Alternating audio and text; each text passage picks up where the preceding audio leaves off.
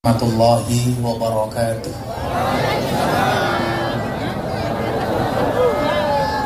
Alhamdulillahil qail.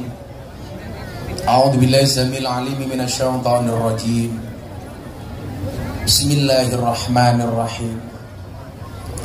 Inna nahnu nuhyil mauta wa naktubu ma qaddamu wa atharahum wa kulla syai'in ahsaynahu fi imamin mubin. Waqala Nabi sallallahu alaihi wasallam, la tadkhuluna al-jannata hatta tu'minu wa la tu'minu hatta tahabbu. Al-hadis. Allahumma salli wa sallim wa barik ala hadan nabiyil karim sayyidina wa maulana Muhammadin wa ala alihi wa ashabil mujahidin at-tahirin. Rabbi shrah li sadri wa yassir li amri wahlul 'uqdatam min lisani yafqahu qawli, amma ba'du. Hadratal muhtaramin, para masyayikh, para kiai, para habaib, para alim ulama, tokoh agama, tokoh masyarakat, takmir masjid dan musola yang saya muliakan, para pejabat yang berkenan hadir dalam semua tingkatannya, Bapak Wali Kota atau yang mewakili jajaran Forkompinda yang saya hormati, segenap panitia pengajian dalam rangka Harlah Fatayat Kota Tangerang, yang mudah-mudahan Fatayat di Tangerang bisa menjadi pioner wanita unggulan masa depan. Amin. Bapak Ibu warga masyarakat Kota Tangerang rahimakumullah, ada gajah makan semangka. Selamat kembali berjumpa dengan Gus Miftah, presiden para pendosa. Makan kacang bawang, minumnya susu. Hai orang Kota Tangerang, I love you.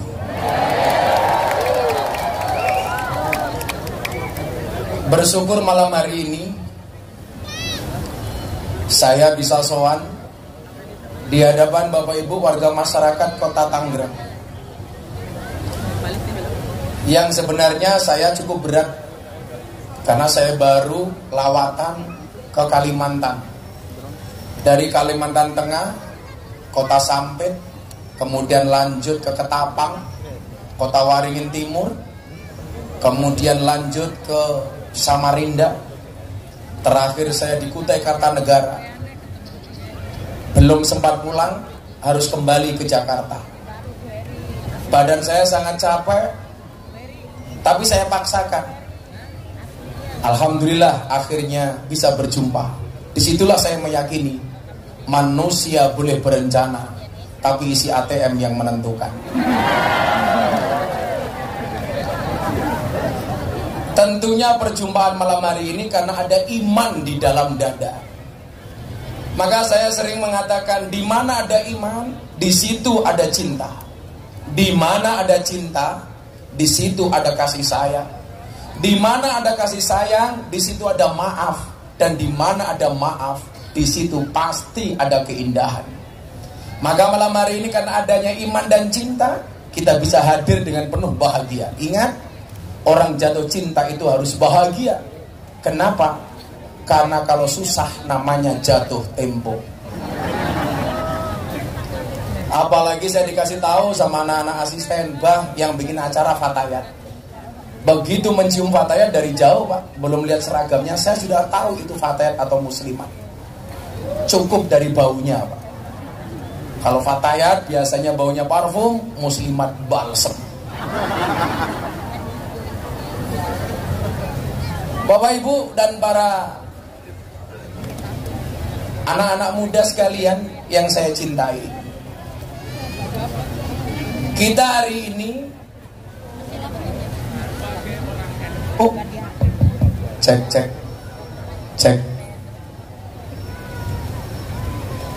Ya, semua itu ada ujian masing-masing. Salah satu ujian dia itu biasanya sound mati, itu biasanya. Itulah sering saya mengatakan, apa bedanya cewek sama sound system? Sound system dimodali banyak, kelihatan wujudnya. Kalau cewek dimodalin banyak, diambil temannya. Itu biasa terjadi di Yogyakarta. Kalau di Tangerang insya Allah lebih parah. Kita hari ini hadir sebagai orang Nahdliyin di satu zaman, di satu posisi di mana perkembangan begitu cepat, sehingga hanya orang yang siaplah yang akan mampu menghadapi perubahan itu.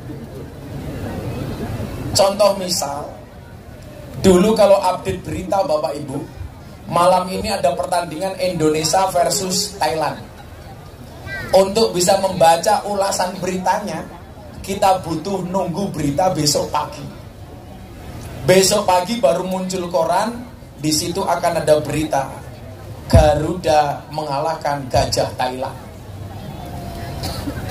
Coba sekarang Anda lihat, pertandingan Indonesia versus Thailand jam 8 malam berakhir jam setengah 10. Jam setengah 10 berita itu sudah muncul di TikTok. Apalagi ini saya lihat banyak anak-anak muda, wajah-wajah goyang pargoy, yang menjadikan TikTok itu sebagai sumber informasi utama. Demikian juga dengan medsos yang lainnya. Maka sekarang jangan kaget Pak, kelihatannya wajahnya tua, tapi masih bisa ngomong cuaks. Walaupun sebenarnya wajahnya kolonial, tetapi mohon maaf, peribahasanya kayak anak-anak milenial. Nah, perubahan ini menuntut kita menjadi orang yang kreatif. Contoh misal, saya mau berbagi pengalaman sama Mbak Fatayan. 2020, begitu diputuskan pandemi COVID-19, semua jadwal ngaji cancel. Saat itu saya ingat betul 2019-2020 per hari Pak, itu yang minta jadwal ke pondok baik langsung melalui WA dari 5 HP asisten saya di pondok, minimal per hari itu ada permintaan 500 jadwal pengajian. Jadi kalau sebulan hampir 15.000 permintaan jadwal ngaji. Kalau setahun saya rata-rata bisa menghadiri 1.000 lokasi, berarti permintaan sebulan itu bisa menutup 15.000 lokasi. Pertanyaannya, aku kelone kapan?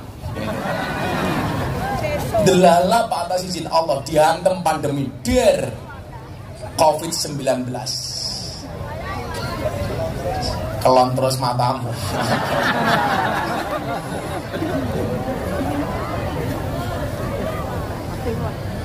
Orang waktu itu bingung, off air semuanya mati.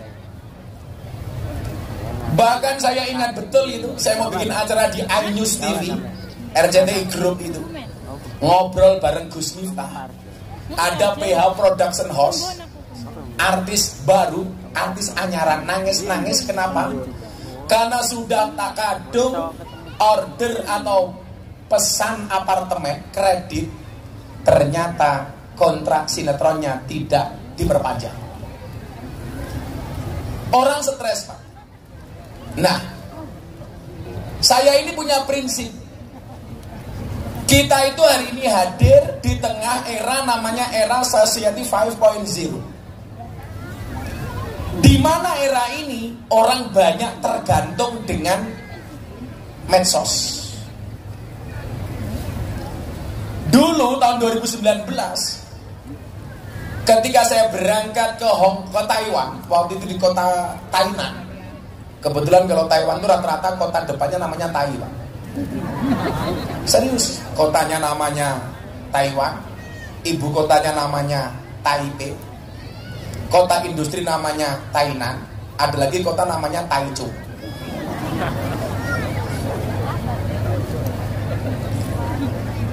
Saya berangkat ke Taiwan tanggal 21 Juni 2019. Master Corbuzier datang ke pondok saya minta diislamkan. Tanggal 21 sore Deddy Corbuzier saya ajak rumahnya Kiai Ma'ruf, wakil presiden terpilih. Itu pertama kali Deddy Corbuzier sholat maghrib berjamaah. Saya ajari dia sholat cukup 5 menit di dalam mobil. Karena waktu itu perjalanan ke rumahnya Kiai Ma'ruf, saya ditelepon sama ajudan presiden, Gus, Abah Ma'ruf berkenan ngimami sholat maghrib Gus Miftah dan Deddy Corbuzier. Saya bilang sama Deddy, bro, diajak sholat Kiai Ma'ruf, langsung keringat dingin keluar dari kebatuknya Deddy Corbuzier. Karena memang belum belajar sholat, Pak. Akhirnya saya ajari sholat di dalam mobil cukup 5 menit. Saya jengkang-jengking di hadapan Deddy Corbuzier, difoto sama wartawan. Saya keluar, mereka bilang kayaknya Deddy Corbuzier sama Gus Miftah gak waras. Kenapa di dalam mobil Gus Miftah jenta-jenti, di depannya Deddy Corbuzier. Hari Sabtunya, karena itu hari Jumat, saya berangkat ke Taiwan. Hari Minggu saya pengajian di kota Tainan. Hari Senin saya pulang ke Indonesia, naik pesawat. Di dalam pesawat saya nggak bisa tidur. Saya baca buku. Kebetulan di situ ada buku Yasin. Tepat di kalimat al-yauma nakhtimu ala afwahihim wa tukallimuna aydihim wa tashhadu arjuluhum bima kanu yaksibun. Otak saya traveling. Apa yang dimaksud dengan satu hari di mana mulut dikunci, tangan berbicara, kaki menjadi saksi? Otak saya kemana-mana, Pak. Ternyata jawabannya apa? Ini. Waktu itu saya punya jawaban. Kenapa mulut dikunci? Karena hari ini orang mencaci maki tidak lagi menggunakan mulut, tapi menggunakan postingan. Kalau kita ngomong postingan, berangkatnya dari mana? Dari jari jemari. Maka lumrah kalau yang berbicara adalah tangan. Coba hari ini Anda lihat, orang memaki, Bu, mohon maaf, tidak menggunakan lisan, tapi dengan menggunakan postingan. Ceramah saya di gereja tahun 2021 diposting sama Master Deddy Corbuzier di Instagramnya. Dalam waktu 1x24 jam ditonton 7 juta kali. Komentarnya berapa? Ada 120.000 komentar. Semuanya mencaci maki saya. Miftah kafir, Miftah kafir. Saya pulang digeruduk sama wartawan di Jogja. Puluhan wartawan datang. Gus, ceramah Anda di gereja kontroversi. Gus Miftah dibilang kafir. Apa pendapat Gus Miftah? Enggak masalah dibilang kafir. Terus sahadat lagi. Gus, itu komentarnya jelek-jelek. Mohon maaf, saya tidak pernah membaca komentar medsos. Karena saya punya prinsip, kalau ada orang mencaci maki kamu, kamu sakit hati, kamu yang salah. Kok yang salah kita, Gus? Iya. Karena kamulah yang memindahkan kalimat itu dari telingamu ke dalam hati kamu. Seharusnya yang sakit cukup telingamu, bukan hati kamu. Kalau kamu sakit hati, berarti kamu yang salah. Istri saya pernah satu ketika nangis gara-gara baca komentar-komentar di medsos. Saya tanya dia, Beb, loh, saya itu romantis. Saya itu punya prinsip, perempuan itu akan menjadi ratu bila diterima oleh laki-laki yang tepat, dan laki-laki akan menjadi raja bila memperlakukan wanita seperti ratu. Saya harus ngomong seperti itu. Kenapa? Karena di panggung banyak wanita. Kebetulan tadi siang saya baru nasihat pernikahan, Pak. Anaknya Jenderal Bintang 2 di Mabes Polri.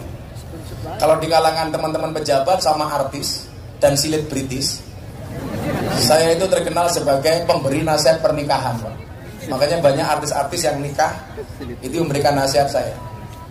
Dari dulu zamannya Anang Asanti, Atta Aurel, kemudian Yeni Inka, Via Valen. Besok ini Denny Caknan mau lamaran, saya disuruh melamarkan. Dengan siapa? Rahasia. Kemarin saya ketemu Ferel Bramasta, Gus, kalau saya besok nikah tolong yang nasihat pernikahan Gus Miftah ya. Ya, takdir GNU itu beda-beda, Pak.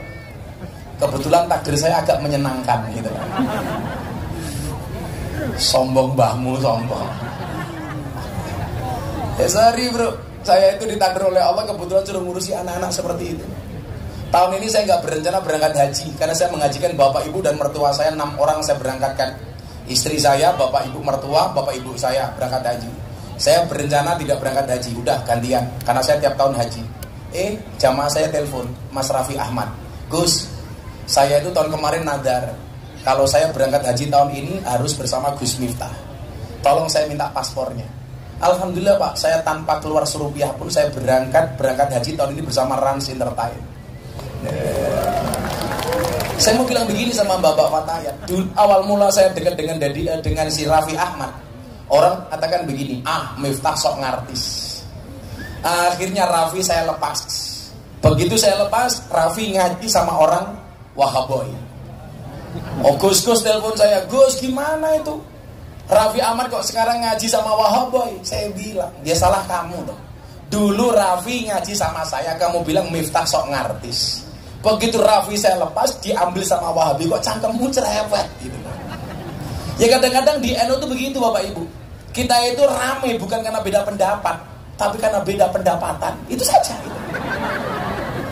Makanya mohon maaf Bapak-bapak yang ada di atas panggung, Mas-mas Hadroh, kita berada di atas panggung yang sama, tapi maaf dengan amplop yang berbeda.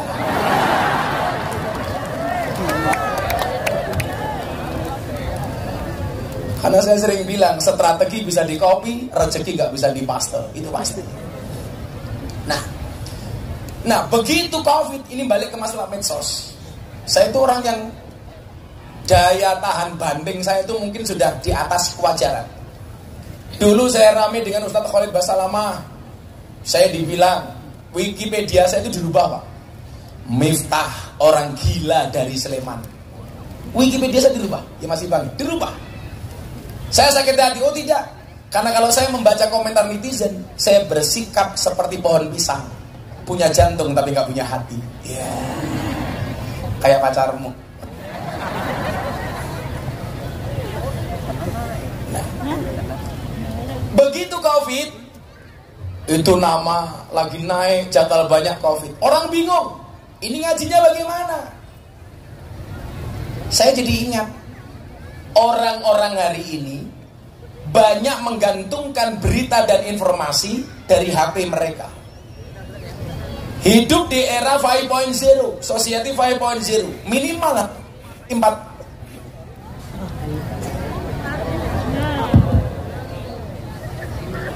Ya, nggak usah kaget, sering mati Pak. Ya maklum fatayat Pak. Gitu.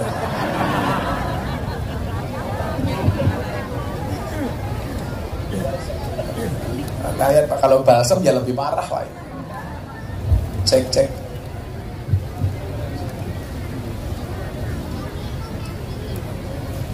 Emang nyalanya merah Pak. Cek. Ya kalau fatayat sering mic-nya mati. Kalau di Senayan sengaja dimatikan Pak. Cek. Tapi ini lebih jelek. Cek. Ya kendala saya di mana-mana sama sih. Kiainya keren, mic-nya bosok, gitu biasa.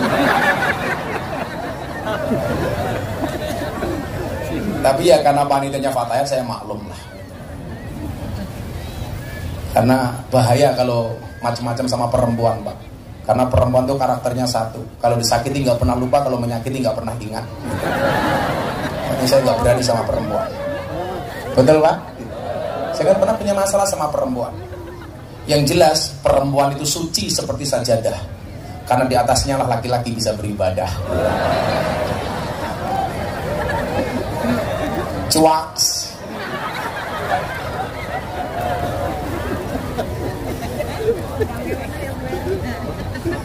Ya kayak Ramadan kemarin. Ini masih sudah di Lampung. Lampung ngendi? Oh di Besawaran. Saya itu kan banyak DM kalau Ramadan. Kadang-kadang pertanyaannya macam-macam Pak. Yang paling jengkel kemarin, saya berangkat ke Semarang mau pengajian. Ada orang DM begini, Gus saya mau tanya. Saya pikir serius. Wah, oke. Apa pertanyaannya?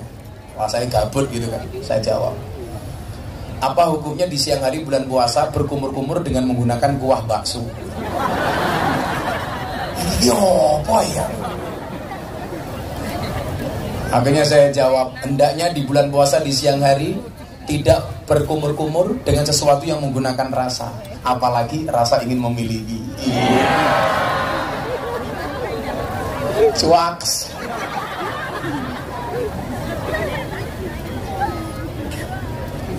Kita hidup di era society 5.0. Minimal ada 4 kemampuan yang harus kita kuasai. Ya. Ini kan wajah-wajah yang hadir insya Allah rata-rata semuanya punya TikTok dan Instagram. Betul Bu? Masa saya baca Facebook ada janda usia 70 tahun bikin status, adakah yang mau jadi imamku? Ya Allah. Janda 70 tahun bikin status, adakah yang mau jadi imam Bu? Ada yang komentar, ada Bu, Israel. Ya Allah, ya Allah.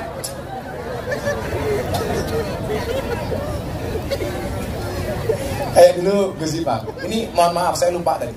Yang sebelah saya ini putra dari Gus Solahuddin Wahid, keponakan Kiai Haji Abdurrahman Wahid. Tepuk tangan untuk Gus Ipang Wahid. Ini nasabnya lebih bagus beliau dibandingkan saya. Tapi nasabnya lebih bagus saya dibandingkan dia. Karena nasab itu tidak berbanding lurus dengan nasib, apalagi dengan nisab.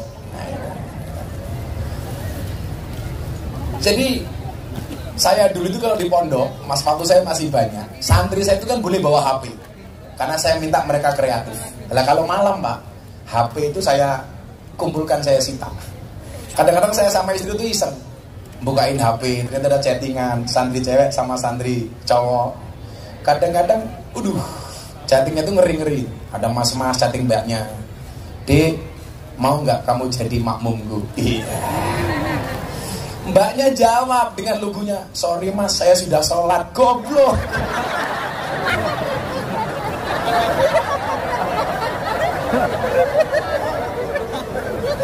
Ada lagi yang lucu.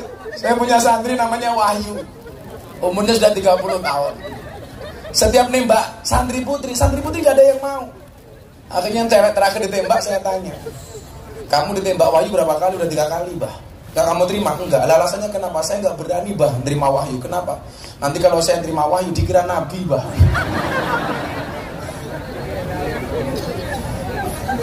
Masa tua-tua gini yang tiktokan nih, kebayang gak nenek-nenek goyang pargo. Tapi ya gak apa-apa lah. Wong saya kemarin mau mengalafkan orang dari Magelang Pak. Saya itu bersyukur sampai hari ini lebih dari 300 orang yang masuk Islam melalui Gus Miftah. Alhamdulillah. Kadang-kadang saya tanya, kamu tahu Gus Miftah dari mana? Dari TikTok. Makanya Mas Ipang ini pernah survei tagar orang terkenal di TikTok. Alhamdulillah dari semua tokoh politik yang ada di Indonesia tahun kemarin, rata-rata ketua umum parpol, menteri, gubernur, satu-satunya yang tidak punya jabatan dan santri NU Gus Miftah, nomor 2 secara nasional. Gagah NU dilawan. Makanya saya itu bangga Pak jadi orang NU. Ya mungkin saya termasuk kader NU yang paling sering diundang sama presiden. Terakhir kemarin di kantornya PAN, Forum Silaturahim Ketua Umum Parpol, tanggal 3 April 2023. Hari itu jam 12 siang Pak, Indonesia yang mimpin saya. Karena saya imam sholatnya Pak Jokowi. Pak Jokowi manut sama saya Pak. Mau sholat saya tengok ke belakang, sawu sufufakum bisolah, Pak Presiden tolong rapatkan dan luruskan softnya. Iya Gus. Wah manut. Pak Jokowi Pak manut sama saya. Ya Mbak Ija ya, gitu Mbak Ija itu. Manut sama saya. Begitu saya takbir, Pak Jokowi ikut-ikutan takbir. Saya rukuk, Pak Jokowi rukuk. Saya sujud, Pak Jokowi sujud. Saya salam, ikut juga dia salam. Akhirnya begitu selesai sholat, saya tengok ke belakang. Manut saya, Paling Pak Jokowi jawab, cuaks. Nah, kita hari ini hadir di era 5.0. Ada 4 hal yang perlu kita kuasai. Ini anak-anak muda ya. 4C, 4C. Yang pertama apa? Creativity. Ini dunianya orang kreatif. Anda tidak kreatif, pasti akan disingkirkan oleh zaman. Dan di wilayah itu Anda nggak perlu khawatir. Falikuli syai'in maziyah. Persoalannya bukan masalah bisa apa nggak bisa, tapi persoalannya adalah mau atau tidak. Kalau bahasa ekstrim saya apa? Falikuli syai'in pakpakun. Semua orang punya pak masing-masing. Ini saya lihat karena ada tulisan di sini Yusuf El Lampungi, saya lihat oh ternyata kelebihannya di suara. Qasidahnya bagus. Mungkin kayak saya ini suaranya nggak bagus, tapi nasibnya bagus. Karena falikuli syai'in maziyah, creativity. Maka salah satu quote saya yang paling viral apa? Jika kamu tidak terlahir sebagai orang yang kaya dan cerdas, maka jadilah orang yang kreatif dan pekerja keras. Kalau itu nggak pakai cuak bro, goblok. Masa kuat pakai cuaks? Harusnya banyak masuk. Apa diulang? Nggak ada fotokopi. Kalau cari quote saya gampang tuh, paling gampang di mana? Di bokong truk. Hari ini saya tiap hari, saya ngomong sama Mas Ipang itu 2 tahun yang lalu, sudah 350 truk. Ada bokong truk yang bokongnya digambar wajah Gus Miftah, termasuk mobil tangki sedot WC.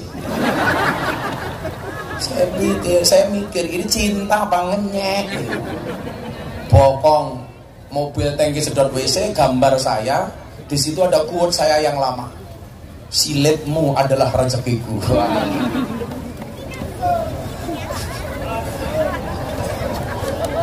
Kalau silet menjadi rezeki itu bukan masuk tapi keluar, goblok.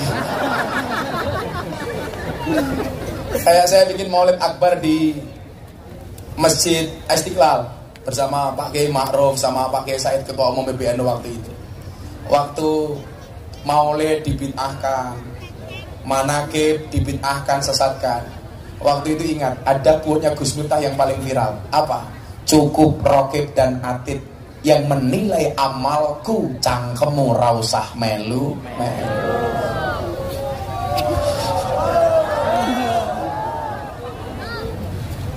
Nah, apa kreativitas yang saya lakukan ketika pandemi dinyatakan, Pak, COVID-19? Orang bingung, kayak telepon saya, mantek Gus, jadwal saya habis semua gara-gara pandemi. Saya nggak kehilangan akal, Pak. Justru saya bersyukur, kreativitas saya muncul. Saya buka HP di hari kedua COVID waktu itu. Saya pulang dari Banyuwangi, tampil terakhir saya sama Cak Percil yang nyanyi Joko Tingkir ngombe dawet, yang dia dihajar sama media katanya menghina Joko Tingkir. Walaupun menurut saya tidak menghina, karena bagi saya lumrah kalau Joko Tingkir ngombe dawet. Karena saat itu adanya cuma dawet sama kopi dan degan. Yang salah itu kalau Joko Tingkir ngombe boba, itu salah. Karena zaman Joko Tingkir nggak ada boba. Saya pulang sambil ngopi waktu itu. Saya praktekkan ngopinya.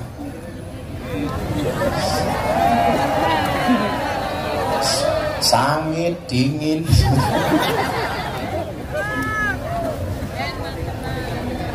Kamu tahu kenapa kopinya pahit?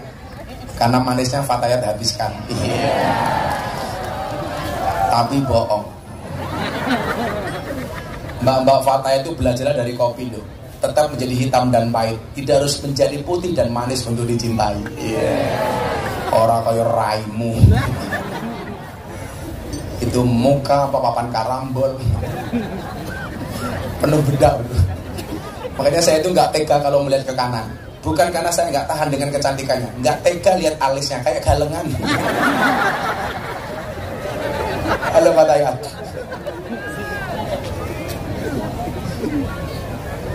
Loh, laki-laki tak kasih tahu. Cukup dari kasusnya alis. Ini membuktikan bahwa perempuan tuh nggak bisa diatur sama laki-laki. Loh bener, Pak. Alis tuh aturannya Allah. Masih dikerok habis, dilukis sendiri. Apalagi aturan suami. Aturan Gusti Allah dilawan.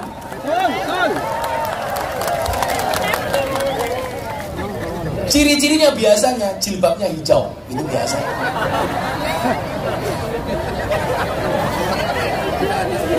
Yang jilbabnya putih insya Allah lebih parah.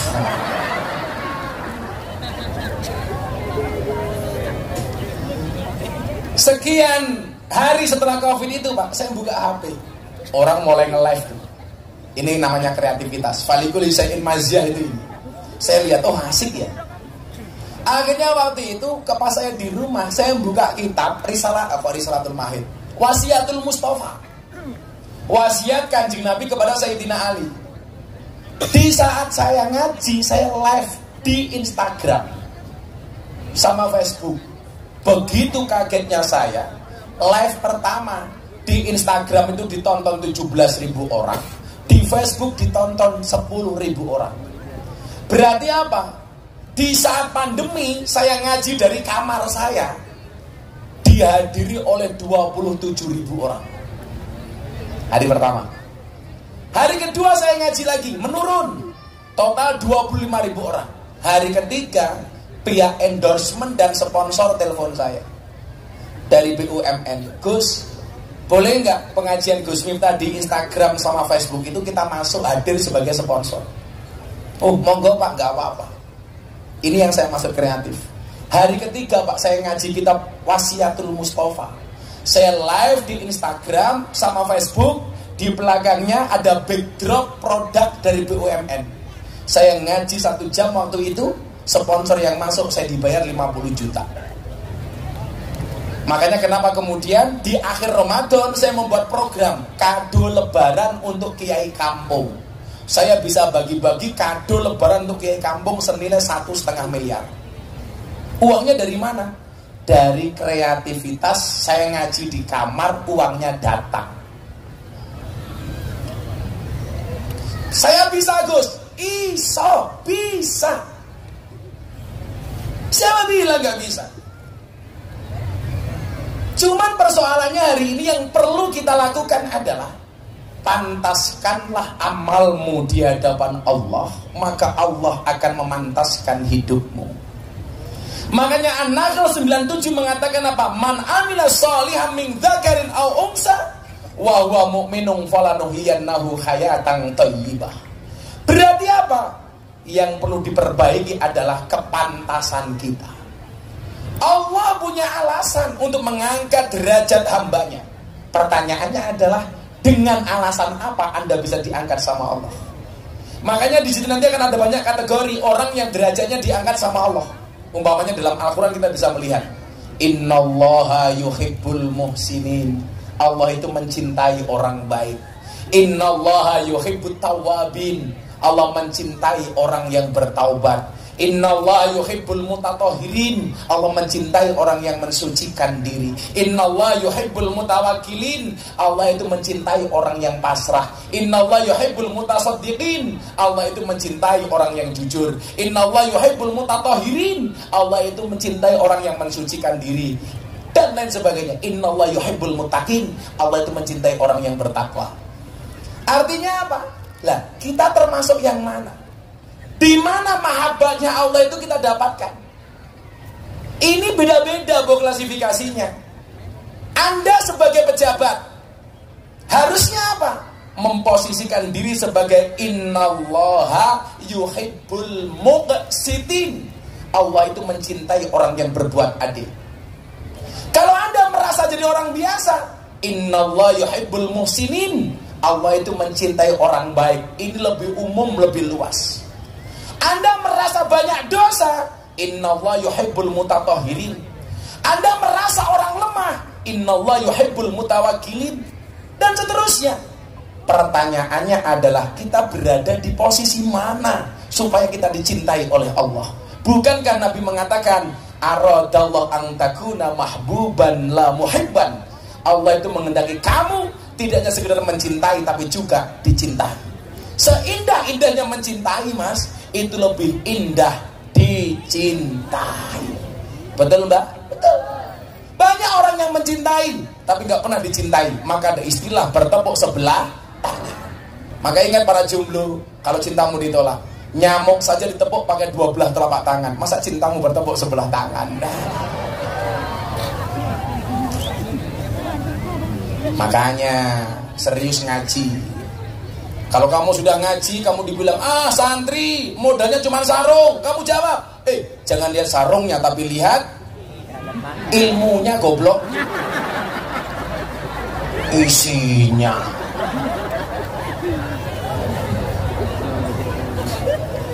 kayak anak-anak hadroh. Anak hadroh apaan? Kamu bilang, sorry pak, pekerjaan saya bukan hadroh. Tapi apa? Penerbang. Pesawat apa? Hadroh Airline. Insya Allah saya besok masuk surga ditemani sama anak-anak Ahbabul Mustafa. Tapi ya itu, di surga saya kelon sama bidadari, kamu hadroan. Keteplak.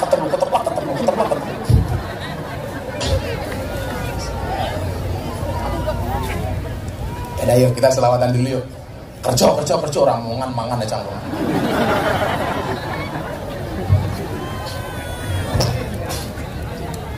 Saya buatkan syairnya orang NU saja. Coba dijawab yang keras. Bapak NU Ibu Mus Nina. Saya yang capek aja masih teriak-teriak. Ini saya besok pagi harus terbang pagi-pagi Pak ke Ponorogo. Haulnya mbah saya. Insyaallah akan saya hadiri sama guru kita semuanya Maulana Al-Habib Lutfi bin Yahya. Haul Mbah Muhammad Besari. Kebetulan saya sama Yusuf ini sama-sama lahir di Lampung, tapi mbah saya itu Ponorogo. Lah besok haul yang ke-200 sekian. Mbah Muhammad Besari itu mbah saya nomor 9. Miftah Maulana Habibur Rahman, Kiai Muhammad Muradi, Muhammad Boniran, Muhammad Usman, Jalal Iman, Karyonawi, Madarum, Kiai Ilyas, Mbah Muhammad Besari 9. Besok haul. Mbah Muhammad Besari punya bapak Anom Besari, makamnya di Caruban. Anom Besari punya bapak namanya Abdullah Mursad, makamnya di Kediri. Abdullah Mursad punya bapak namanya Raden Demang, punya bapak Pangeran Demang, punya bapak Panembahan Praworo, punya bapak Susuhunan Wirasmoro, punya bapak Sultan Trenggono, punya bapak Raden Patah, punya bapak Prabu Brawijaya. Jadi kalau diurut, saya urutan ke-18 dari Prabu Brawijaya, urutan ke-9 dari Mbah Muhammad Besari. Dan mbah saya itu kaya 7 turunan. Tapi pas saya jatuhnya ke saya miskin karena saya urutan ke-9. Habis entek-entekan. Besok malam ini haul. Kebetulan Abah Lutfi mau hadir. Lihat aku tekali. Lah Mama Salma, istrinya Abah Lutfi itu kebetulan saudara sama saya. Jadi anak-anaknya, cucu-cucunya Abah itu kalau manggil saya Ami Miftah. Makanya kalau saya hari ini wes lah, kita nggak usah ribut soal duriah. Anda yang bukan Habib ya jangan ngaku-ngaku Habib. Gitu saja kalau saya, betul Pak? Daripada kita ribut. Kalau saya masih meyakini duriah Nabi itu masih ada. Tapi apakah Habib itu duriah Nabi? Jawabannya wallahu a'lam bishawab. Makanya kemarin saya itu pas ceramah di Pekalongan, saya tersinggung gara-gara apa? Ada orang yang bertanya tentang duriahnya Habib Lutfi. Kalau sekelas Habib Lutfi kamu masih mempertanyakan kehabaibannya, yaitu kebangetan. Kalau yang lain terserah. Tapi kalau kayak Habib Lutfi, Habib Syekh, ya janganlah kamu suudzon. Kalau yang lain terserah lah, saya gak ada urusan. Karena saya ingat dengan kata Imam Al-Ghazali, Sarafun Nasabi min salasi jihadin, yang pertama al-intiha ila syajarati Rasulillah sallallahu alaihi wasallam. Itu menunjukkan duriahnya Kanjeng Nabi itu ada. Lah, bagaimana kita bersikap dengan duriah? Kita pakai pendapatnya Said Abdullah Al-Haddad. Wa ala kafatil muslimin ayaqtaqidu hubbahum wa maddatahum wa aywaqiruhum wa ayu'adzimuhum bi ghairi sarafin wala huluwin. Jadi hendaklah kita mencintai duriahnya Nabi tanpa harus berlebih-lebihan dan melampaui batas. Gitu saja. Jadi kalau saya, ayo kita sadar diri. Yang merasa bukan Habib, ya nggak usah ngaku-ngaku Habib. Lagian mohon maaf, konsekuensi Anda ngaku Gus sama ngaku Habib itu lebih besar konsekuensi ngaku Habib. Lah jenengmu Agus diceluk Gus yo entuk, wae diceluk Ayo entuk. Diceluk wedhus yo entuk. Enggak ada konsekuensi lah. Tapi kalau Habib kan bahaya. Kalau ngaku-ngaku, betul? Nah, makanya kayak dulu Habib Novel Bamukmin ternyata bukan Habib. Nah, akhirnya ngaku. Ya, perdebatan itu saya pikir nggak usah diperpanjang lah. Nggak nyaman kita lihat TikTok, betul? Oh, bla bla bla bla, sudahlah kita sadar diri. Lah kalau kamu jomblo beda, sadar diri, sadar posisi dan sadar rai. Mergo ya raimu pas-pasan, Cok. Ayo sing bandel. Bapak ibu muslim, kakang ansor ade fatayat tahlilane saben malam mulai tahlilan padha gawa berkah rahmat kan berkah ya semua itu nanti rupamu kaya besek gitu.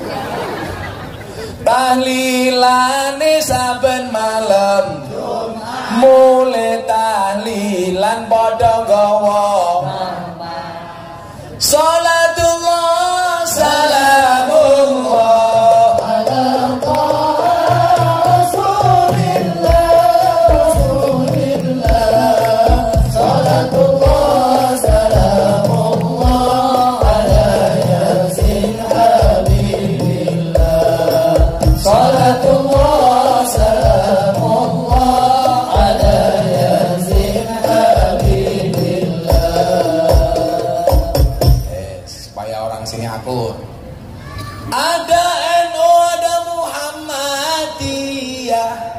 ada muslimat, ada Aisyah, ada Aisyah.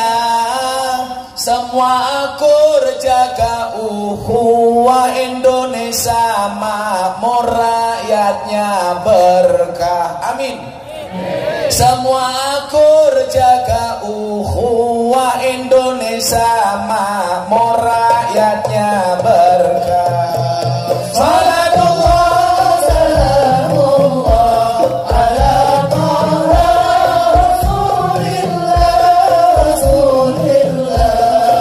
Salatullah salamullah ala yasin habibillah.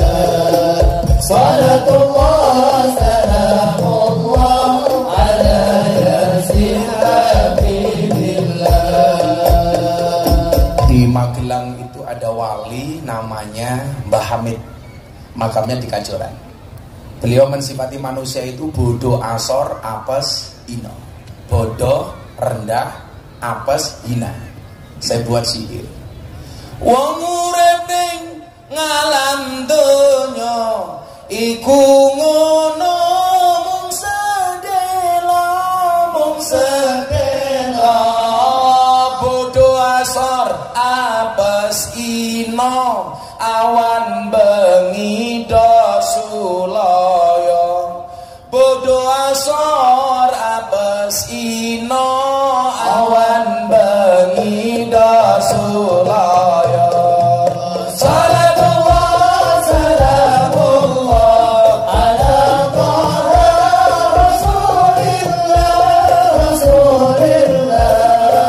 Salatullah salamullah ala yasin habibillah. Salatullah salamullah ala yasin habibillah. Sallu ala nabi. Mas Yusuf, Abah tak ngopi dulu, kamu selawatan, alamatnya anak soleh ya. Sallu ala nabi Muhammad. Alamatnya anak solehiku papan, badane mukmin anut syariat, kang dihin lisane alus nandikane, kapindo mulya akan ing wong tuane. Semuanya yang hafal bareng-bareng. Alamat solehiku babar, adane mu'min anut syariat, kangdil lisane alus nandikane, kapindo mulya akan ing wong tuane.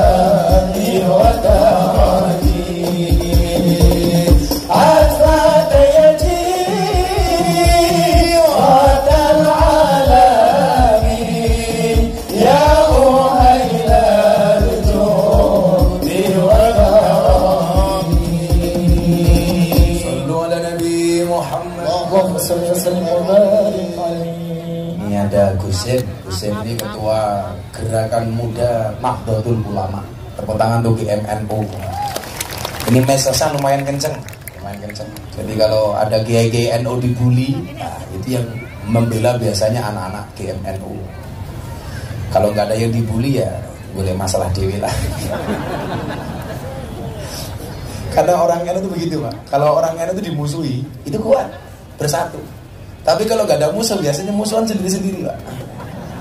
Model NU gitu. Saya apa betul? Itulah bedanya pengacara sama kiai NU. Kalau pengacara itu masalah jadi duit Pak. Kalau kiai NU duit jadi masalah. Maka untuk memunculkan kreativitas itu kita butuh belajar. Disitulah kemudian kita diingatkan dalam kitab taklim itu apa? Ta'allam fa innal ilma zainun li ahlihi wa fadlun wa unwanun li kulli mahamid. Lah, umur-umur fatayat itu masih pantas belajar. Masih harus kenceng-kencengnya. Kenceng-kenceng. Umur-umur fatayat, umur-umur apalagi ilmu PBNU itu harus banter-banternya belajar. Saya itu orang yang dari awal lahir tidak malu mengakui bahwa saya ini tidak alim. Kalau saya bilang sama Gus Ipang, Gus Zain dan kawan-kawan, saya itu tidak alim. Tapi saya punya keyakinan satu. Pas saya dibully, saya ceramah di gereja, saya salah baca dalil, yang membela saya siapa? Waliullah Abu Yadim Yatir Rois Al-Fadlu Wal-Fadilah Kendal. Beliau mengatakan apa sama saya Pak? Bukan sama saya sebenarnya, sama putra-putranya Gus Alam dan kawan-kawan itu disampaikan kepada saya pas saya dibully. Lucunya apa? Banyak yang membuli saya itu teman-teman saya sendiri. Yang cerita Gus Zain, di grup-grup NU saya dibully, Miftah goblok, bla bla bla. Tapi seminggu kemudian yang membuli, menggoblok-goblokkan saya datang ke pondok minta uang. Ya saya kasih Pak. Biasa-biasa saja itu. Apa kata Mbak Dim waktu itu? Ini coba, Anda yang merasa goblok ya, merasa kemampuannya pas-pasan, Mbak Fantai dan semuanya. Mbak Dim mengatakan begini, qalilum minal yaqin khairum min katsirin minal ilmi wal amal. Orang yang punya sedikit tapi dia yakin, itu jauh lebih bagus dibandingkan dia punya banyak tapi gak yakin. Yang saya miliki itu minimalis, tapi hasilnya maksimalis. Sementara santri di Indonesia hari ini banyak yang dimiliki maksimalis, tapi hasilnya minimalis. Ini problem gitu loh. Problemnya di mana? Salah satunya adalah karena kita nggak percaya diri. Banyak di antara kita menjadi pribadi yang insecure, underestimate. Atau kalau nggak goblok, tapi mohon maaf, overconfident. Nggak tahu diri, ini lebih ngeri lagi. Ini yang mungkin kalau kata Imam Al-Ghazali apa? Rajulun la yadri wa la yadri annahu la yadri. Goblok tapi ra ngerti. Kalau saya dari awal Pak, saya bilang, saya ngomong sama Dedi, kalau kamu cari guru yang alim, nggak usah sama saya nggak pinter Ded. Tapi sebodoh-bodohnya saya mampu menaklukkan otaknya Dedi tentang ketuhanan. Dedi itu manusia super, apapun bisa, yang nggak bisa cuma satu, menumbuhkan rambut.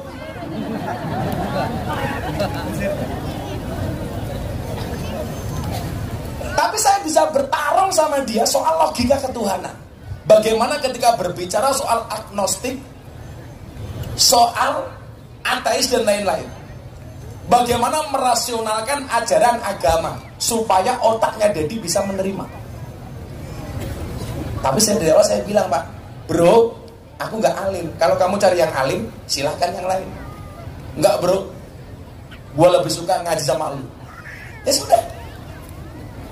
Maksud saya apa? Apapun keadaan Anda hari ini, jangan membuat Anda insecure. Harus pede. Gowo ST melaku-melaku dengan ngarepe jamaah ini pede. Good.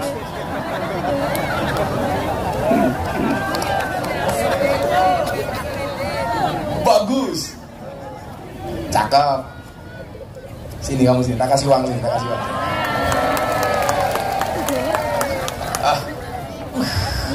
Terus yang gue cek.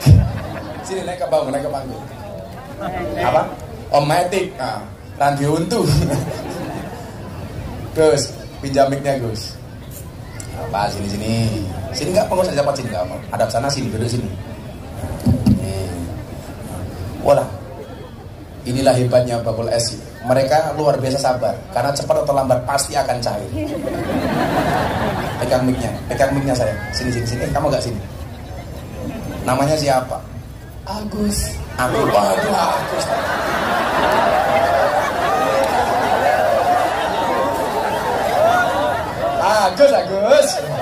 Serius nama kamu Agus? Agus siapa? Agus Ismail Marzuki. Oh, ya, Agus Ismail Marzuki. Nah, ini kayaknya kalau motornya manual, dia nggak bisa naik motor. Serang diunduh. Agus kelas berapa Agus? Umurnya berapa? Umurnya 17. 17. Kamu masih sekolah nggak? Nggak. Loh, kenapa nggak sekolah? Nggak ada duitnya. Nggak ada duitnya. Bapak ibu kerjanya apa? Ngamen. Bapak ibunya ngamen. Kamu juga ikutan ngamen. Iya. Persis. Jadi saya punya teman, bapaknya pengamen. Tapi punya anak 5 luar biasa. Yang satu di UII, di Jogja, yang satu di IAIN, yang satu di UMY, yang satu di UGM. Kuliah enggak, yang ngamen juga. Kamu ngamen sehari dapat duit berapa? Berapa duit? Dapat duit 40. 40. Kamu lulusan SMP apa SD? SD. Oh, lulusan SD.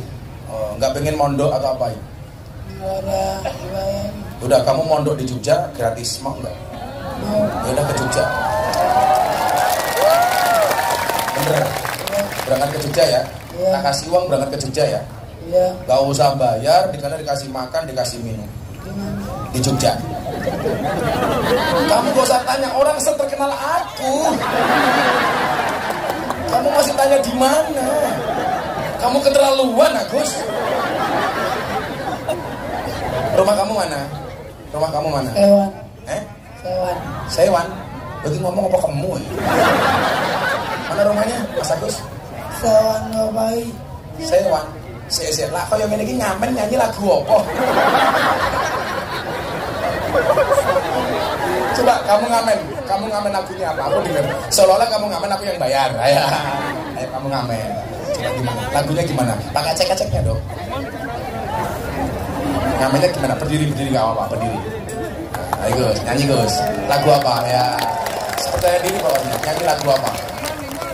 Nyanyi terserah lagu apa. Ya ini tidak yang berlian dulu bertindakan mata betul pada jadi pendia dan kata menggoda dan baita. Oh, saya mau tanya. Itu yang mendengar lagu kamu itu pasti ngasih duit apa ngelempar batu? Ngasih duit, ya aku tak kasih duit. Pulung mana pulung? Nah, nak kasih uang.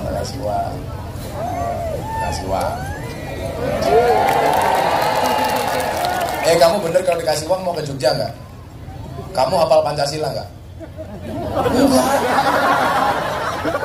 Menurut kamu artis yang paling cantik di Indonesia siapa? Pakai nih, siapa? Ayu Ting Ting. Mata nih.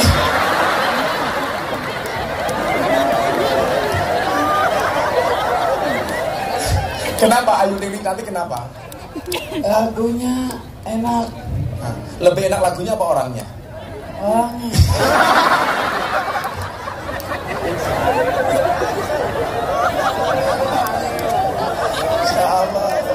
Gak usah dada kamu, kameranya di sana goblok.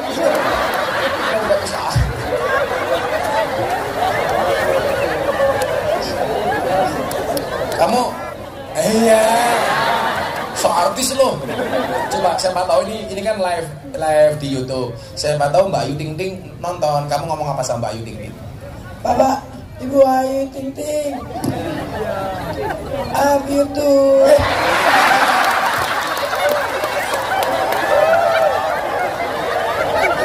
Yang bilang I love you sama kamu siapa kok pakai tuh ini loh? Pede. Saya ngeband sama Ruben. Ruben, kenapa sama Ruben? Ruben gaya bencong. Oke. Kamu bencong juga? Ya, Kota ajar normal toh? Iya. Udah sunat belum? udah. Coba lihat. Kamu bener, sepil mbahmu sepil. Ya udah tak kasih uang 300.000 untuk beli apa? di beras, di makan, jajan, orang tua, mama, nenek. Udah cukup 300. Wes tambahin 400, tambahin 400. Untuk beli apa lagi? Kalau dikasih uang biasanya ditabung apa diceleng? Ini. Jangan dicelengin, ditabung. Yang bener ditabung. Makanya ada bayi tabung, nggak ada bayi celeng. Gimana sih? Udah, karena tanggung jawab kamu banyak, tak kasih 500. Halo wes, kamu tadi kok pede banget maju ke depan, kenapa? Saya ngeband sama Pak Haji. Oh, tadi ke Haji, sama Gus Miftah ngeband. Saya ngeliat di TV aja. Iya. Kalau berkata kayak duit, orang rumahmu Gus. Udah 500.000 untuk belanja rumah ya. Kalau pengen ke Jogja besok langsung ke sana, ke Jogja. Alhamdulillah. Doain Gus Miftah apa? Kamu doain. Ya Allah, yang rezekinya tambah. Satu rezekinya bertambah, apalagi yang tambah? Rezekinya. Umumin. Tanyakan jodohnya.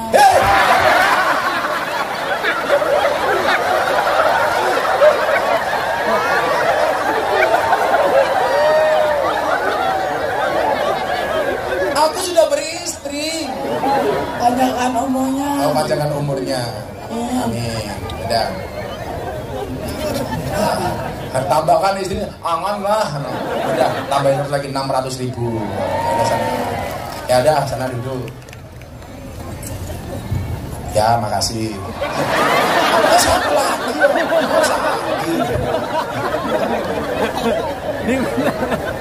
Sudah, semuanya salami sana. Balik bodoh. Wes. Es tehmu iki lho. Wes. Cair. Alhamdulillah.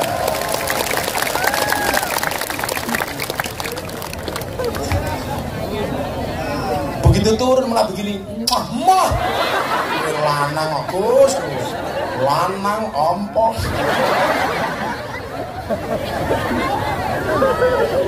Insyaallah. Sallallahu ala Nabi Muhammad. Ngene-ngene barang iki lho. Lah sing ngene fatayat mending. Batangan.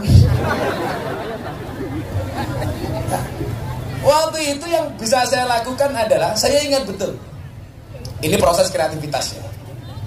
Tahun 2004-2005 Pak, saya itu jadi kepala cabang Primagama di Cakung, Jakarta Timur. Timur. Jadi jauh hari saya udah pernah tinggal di Jakarta. Saya sebagai kepala cabang Primagama. Saya itu balik ke Jogja gara-gara apa? Saya Sabtu dan Minggu itu selalu sowan ke Ciganjur, ke kediaman Gus Dur. Durasi itu. Pas tahun 2006, 2 bulan sebelum gempa bumi, Gus Dur bilang sama saya begini, Miftah, kamu pulang ke Jogja atau pulang ke Lampung terserah. Rezekimu manggone ning Bokong, dalam bahasa Jawa. Rezekimu tempatnya di Bokong. Saya waktu itu mikir, 2006 itu rame-ramenya Inul Daratista goyang ngebor. Kok Gus Dur bilang rezekimu manggone ning Bokong, tempatnya di Bokong. Saya waktu itu mikir Bapak Ibu, apa saya harus kayak Inul? Kan waktu itu namanya goyang ngebor, goyang ngecor, goyang ngelepo, goyang ngaci, goyang kalau kayak bangunan itu. Karena saya itu orang yang sangat mengidolakan Gus Dur. Karena di dunia ini bagi saya orang yang matanya tidak bisa melihat tapi hatinya terang cuma 2. 1 Gus Dur, nomor 2 si buta dari Gua Hantu. Anda tahu siapa yang digendong si buta dari Gua Hantu? Namanya Agus.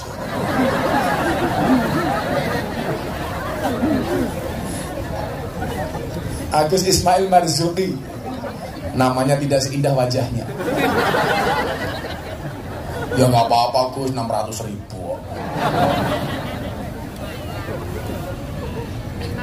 Tambah, mic-nya mati lagi. Akhirnya saya pulang mengikuti perintahnya Gus Dur. Artinya apa? Ini yang kemarin saya tulis. Orang sukses itu memahami proses. Orang gagal banyak protes. Saya ulangi, orang sukses itu memahami proses. Orang gagal banyak protes. Makanya sukses itu melalui banyak proses, bukan melalui banyak protes. Begitu pulang Pak, gempa bumi Bantul 2006 bulan Mei. Saya ikut, waktu itu posisi saya tinggal di rumah Pondok Mertua Indah. Yang rumah mertua saya RSS, SS. Rumah sangat sederhana sekali sehingga selonjor saja susah. Pagi-pagi Pak, gempa bumi 6,5 skala Richter. Waktu itu.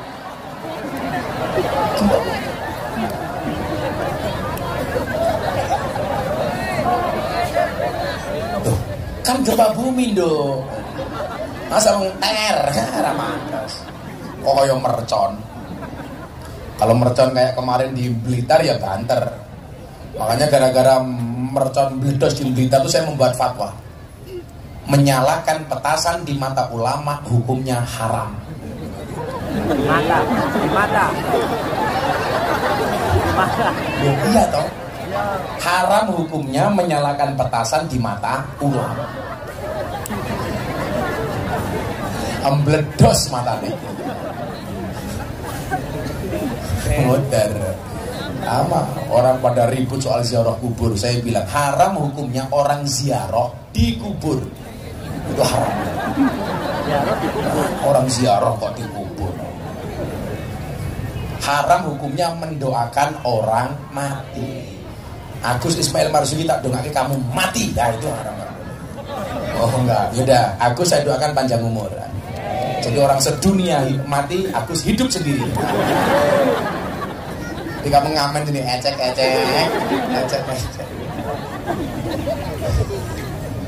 Lagunya bila ingin melihat janda di dalam kolam. Ya modar kok. Kelepok. Ada janda di sini kan? Oh banyak, ya Allah. Ada janda nih. Oh termasuk saya kan? Ya Allah, Ica. Mas Yusuf udah nikah belum? Nah, nikahlah dengan janda. Loh kalau kamu nikah dengan janda, minimal janda itu jujur, sudah tidak perawan lagi. Daripada kamu nikah dengan perawan tapi sudah gadis. Lebih baik kamu menikah dengan janda tapi rasa gadis daripada menikah dengan gadis tapi rasa janda. Kalau Yusuf nikah dengan janda nggak ada malam pertama, adanya malam terusan.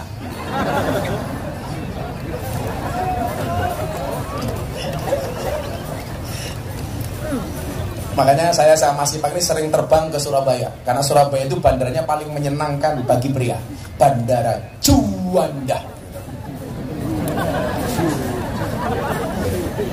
Begitu gempa bumi, Gus Dur itu datang Pak. Saya ngawal Gus Dur untuk melihat gempa bumi di Bantul Pak. Yang digunakan Gus Dur mobil Mercy, itu mobil salah satu pengusaha klub malam yang ada di Yogyakarta. Mobil Mercy waktu itu. Saya ngawal beliau. Selesai beliau pulang ke bandara, saya matur, Gus, saya nderek dawuh jenengan pulang ke Jogja, kok malah kena gempa bumi? Beliau jawab, sing sabar. Sabar wonten watese napa mboten Gus? Sabar ra duwe wates. Sing duwe wates mung kulon praga. Angel Gus Dur. Beliau mau boarding itu masih bilang begini, rezekimu manggone ning bokong. Tapi dari sini saya belajar makna ittaqu firasyatal mukmin fa innahu yanzuru binurillah. Makanya Guzian yang kemarin rame, saya dikira nuduh soal Habib ya itu. Kancane Agus.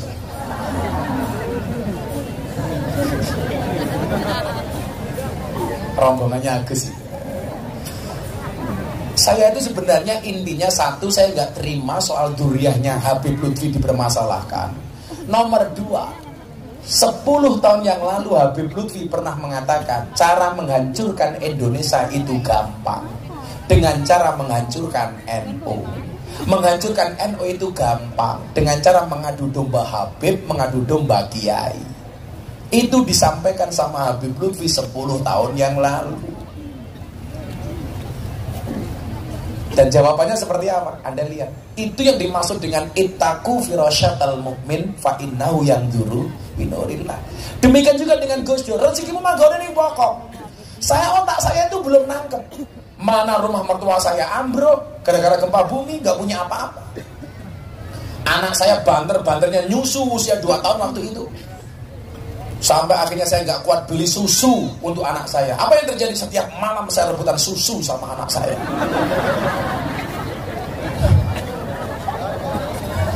Loh Pak, laki-laki itu seperti soda Pak. Kalau ketemu susu pasti gembira. Makanya namanya soda gembira. Percampuran antara soda dengan susu.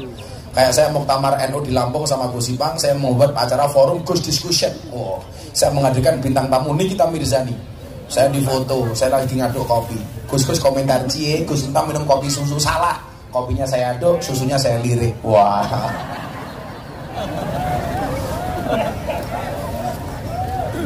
Loh, saat dablek ini Nikita Mirzani itu tak telepon mesti manut. Mbok nduk cangkem aja cerewet dhisik. Itu lulusan Gontor ya. Nikita Mirzani itu kelas 3, dia gak lulus sih. Kelas 3 Senawiyah, itu dia keluar dari Gontor Putri di Mantingan. Anak itu casingnya kayak gitu, tapi ya sholat gitu. Lah, orang Timur Tengah banyak yang casingnya tertutup tapi gak sholat. Nikita Mirzani, casingnya kayak gitu, tapi sholat. Yo gede tenan gitu. Pahalane gitu. Pasti gitu loh.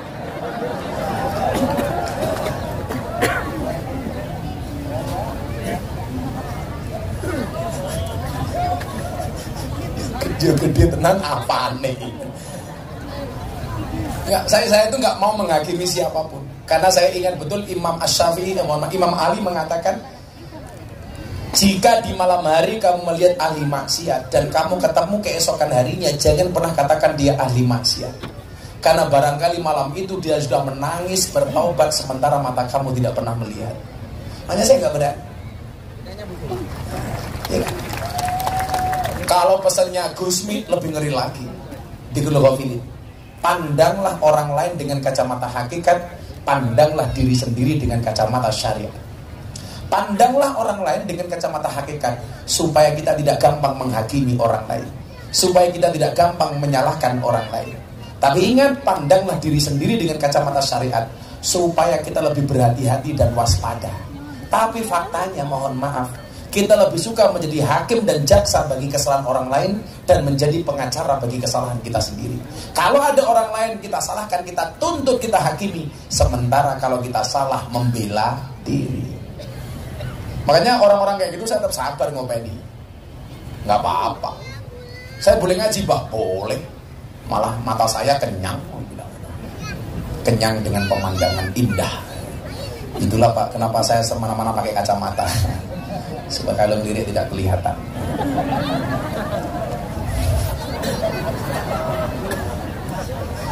Masuk matamu, masuk. Ya, selamatan lagi ya. Nah, pagi ini saya mau baca kitab hikam. Bagaimana cara kreatif tadi itu. Flashnya semuanya dihidupkan. Ya, kita buat Tangerang malam hari ini bercahaya. Saya mau sholawat Joko Tingkir, tapi syairnya saya ganti syair NKRI. Coba semuanya HP-nya diangkat. Nah, yang punya HP tolong diangkat HP-nya. Yang ngangkat HP temannya Gus Miftah, yang gak ngangkat HP temannya Samsudin. Tenang. Kok ketingan. Semua diangkat. Shallu ala Nabi Muhammad. Sana arah mana lagi? Sana. Nah, sana. Oh, nanti ngalor dulu ya. Salatullah salamullah ala toha Rasulillah. Salatullah salamullah ala yasin habibillah, ala yasin habibillah. Tawasana bismillah wa bil hadi Rasulillah. Kulli mujahidi lillah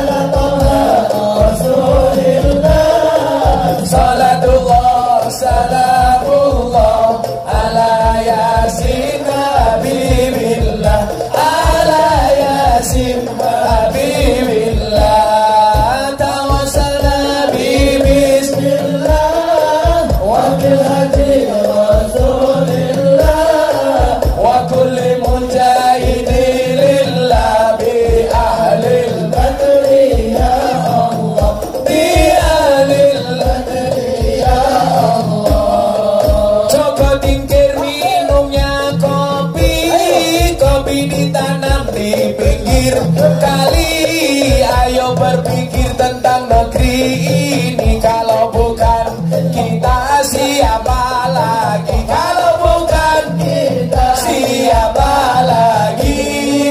Salatullah ala Toha Rasulillah.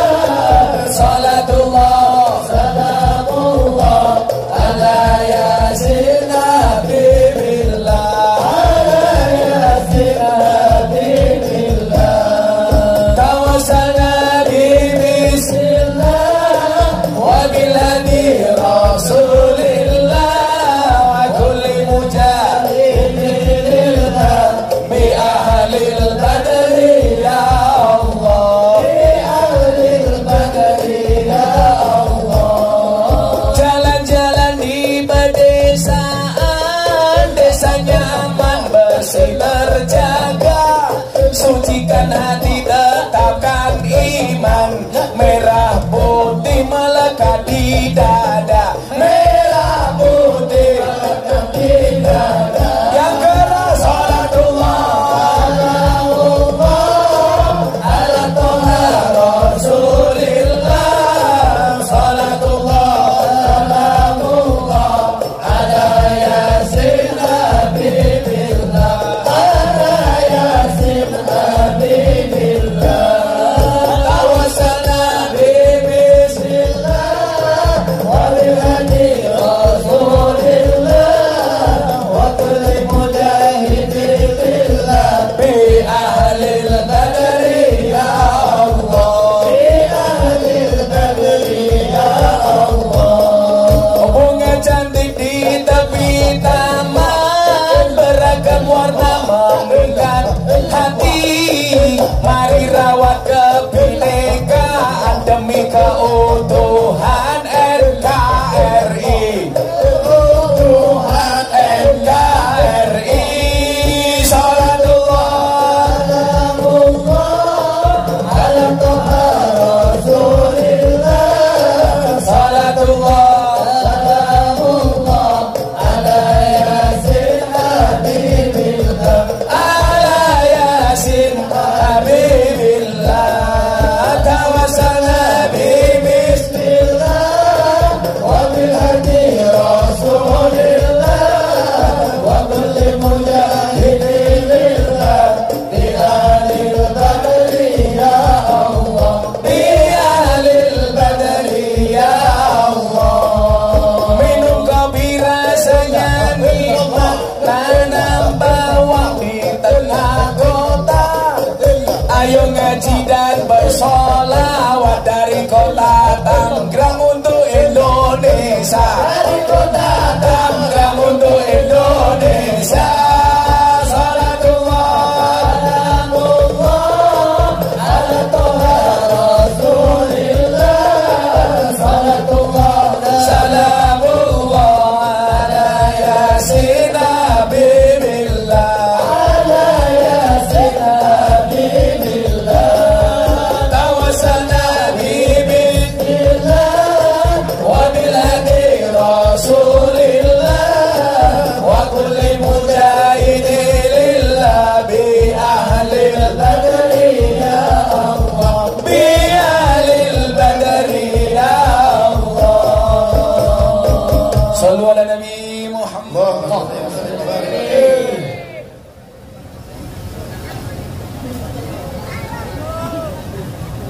Alhamdulillah.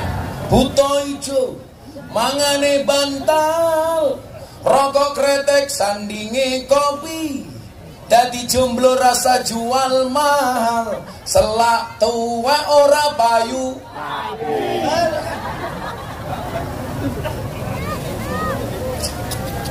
Masuk. Dolan ning sawah terus ning kali, kayu nangga digawe lemari. Gus Miftah gagah lan sregep ngaji, okeh rondo sing njaluk diajari ngaji goblok.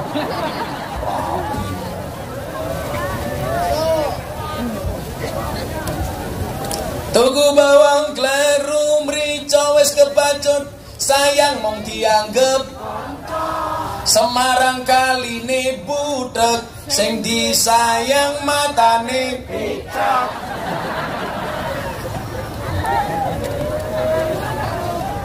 Serasa nangis, biasa aja. Kalau kamu ditolak, biasa-biasa aja. Kupinang engkau dengan bismikallahumma ahya wa bismika. Karena aku sadar diri memilikimu hanyalah sebuah mimpi. Sadar. Akan datang satu saat kamu akan dipertemukan dengan orang yang tepat, yang kedatangannya untuk menetap bukan karena nafsu sesaat. Wah. Tuh janda dengerin.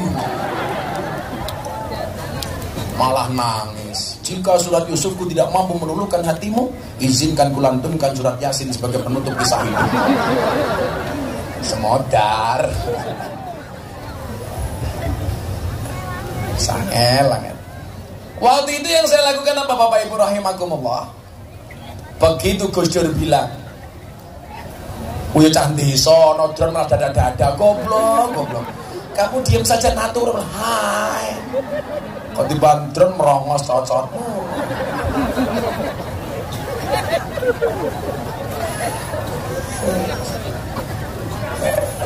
Guys, itu dimasukkan ke drone, besok dimasukkan acara TV ya. Patroli.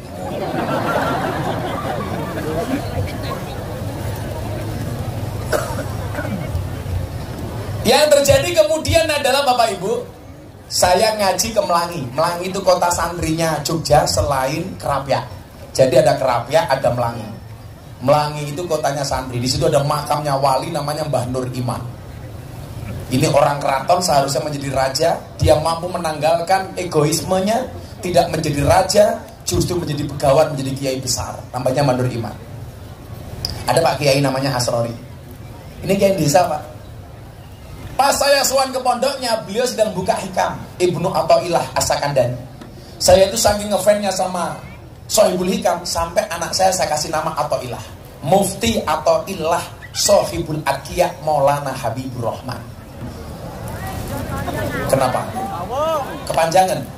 Anak-anakku sendiri, yang kelon aku sendiri. Kok yang cerewet kamu ya. Kamu ingin ya.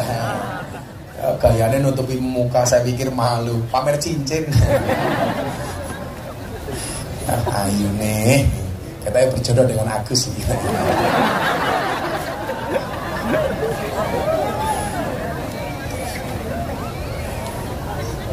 Kau ngefan, dua-duanya ngefan. Nah, di situ ada kalimat yang indah Pak. Itu betul-betul menampar saya. Ketika saya galau tentang rezeki saya. Pokoknya waktu itu saya benar-benar andilau antara dilema dan galau, gegana, gelisah, galau merana gara-gara rezeki saya. Kan saya punya pengalaman Pak. Tinggal di rumah mertua itu kan gak asik. Dirasani tok pokoknya itu. Padahal waktu itu posisi saya mau 5, madem-madem mangan melu morotua. Bahkan akhirnya M10, madem-madem mangan melu morotua muring-muring menantu meneng mawon. Sampai akhirnya M15, madem-madem mangan melu morotua muring-muring menantu meneng mawon, morotua mati menantu melu marisi. Bapak mertua saya cuma bilang M1, nopo Pak? Matamu. Oke. Di situ ada penjelasan yang sangat indah dari Ibnu Athaillah dibaca oleh Kiai Asrori. Apa kalimatnya? Arih nafsaka minat tadbir. Istirahatkanlah dirimu dari ngatur. Orang hidup itu gak usah kebanyakan ngatur. Wong hidup itu sudah ada aturannya, manusia alurnya. Ini Ibnu Athaillah bilang begitu. Wow, saya terkejut dengan kalimat itu. Besoknya berangkat lagi ngaji, dibaca Pak makalah selanjutnya. Ijtihaduka fima duminalaka wa taksiruka fima tuliba minka dalilun alang timasil basirati minka. Saya mendengar kalimat ini seperti diculek mata saya. Apa kata Ibnu Athaillah?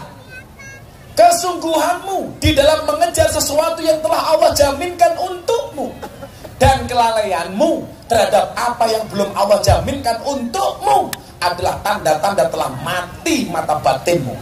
Setelah dikasih uang 600.000 kok minggat, mati mata batinmu.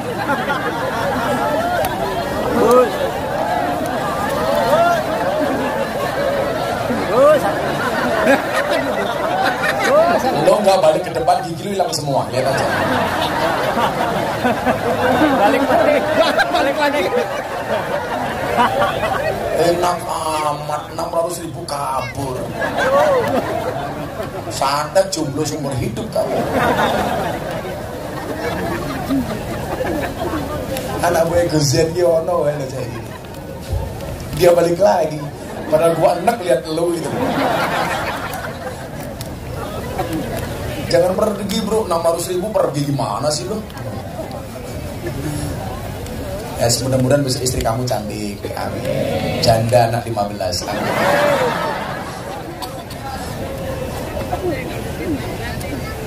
Coba. Saya waktu itu dikasih keterangan begini. Lah iya loh Li, kata Pak Kiai Asrori. Allah itu sudah menjaminkan rezeki dunia untuk kita. Kita masih galau. Sementara akhirat yang belum ada jaminannya, kita nggak pernah risau. Berarti kita mati. Saya waktu itu punya sampai menganalogikan begini. Orang naik pesawat, nggak kenal dengan pilotnya, nggak kenal dengan pramugarinya. Kita duduk nyaman loh. Perintah apapun dari pilot dan pramugari kita manut. Silakan tegakkan sandaran kursi, manut. Gunakan sabuk pengaman, manut. Buka jendela, manut. Bahkan ketika cuaca jelek ada pengumuman, jangan ngising dulu cuaca buruk, manut.